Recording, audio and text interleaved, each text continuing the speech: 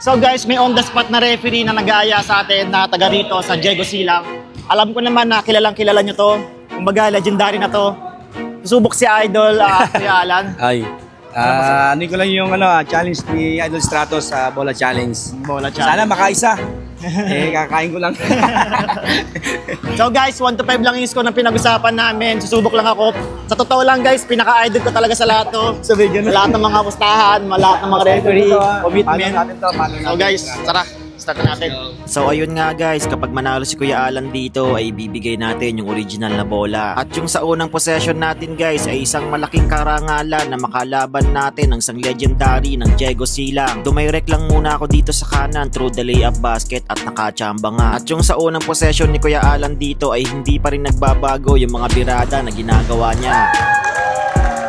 Gumamit lang muna ako dito ng lasing-lasingang technique para nang sa ganon ay ma-relax nga yung mga dribble na ginagawa natin. Napeke nga natin siya dito ang kaso lang ang bilis ng recovery ng depensa niya. At yung sa pangalawang possession niya nga dito akala ko ititira siya. May mga ginagawa siyang fake shots dito kaso lang nakataas lang yung kamay natin at eto nga hindi pumasok yung tira niya. At eto na yung mga pagkakataon na susubukan nating buwagin yung depensa na ginagawa niya. Kaya dito left and right na yung mga ginagawa nating atake. Sobrang ganda nga ng depensa na ginagawa niya. Kaya dito ay nakapag-decide na lang na tumira. Sobrang ganda nga ng ginawang atake ni Kuya Alan dito. Gumamit pa nga ng pump fake at yung tumira siya dito, grabe, swak na swak. At yung sa possession nga natin na ito ay sinubukan kong gumamit ng tornado spin. At yung napansin ko nga na medyo maluwag yung between the legs niya dito ay sinubukan kong gumamit ng 45 kalibre na shotgun sabay biglaang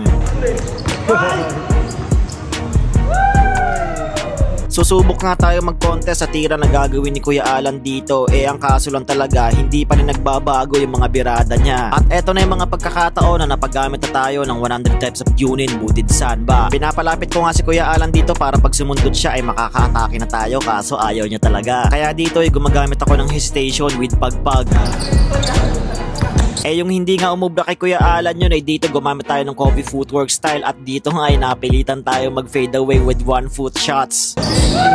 At yung sa warning score nga na gagawin ni Kuya Alan dito ay biniglaan niya tayo ng pull up jumper. Grabe, hindi pa rin nagbabago. At dito nga ay gumamit ako ng jumping confusion technique at susubukan natin buwagin uli yung depensa na ginagawa niya. At dito ay napagamit nga tayo ng moonwalk nang wala sa oras.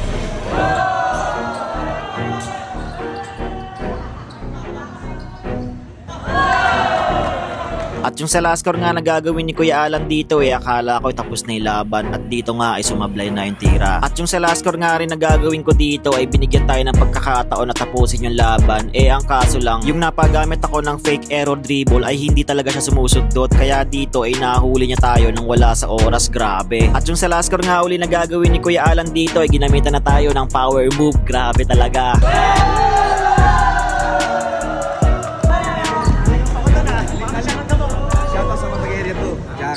Salamat sa bola.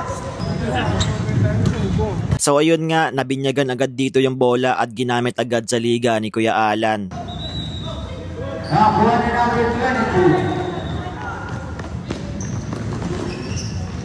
number 16, 15 to shoot.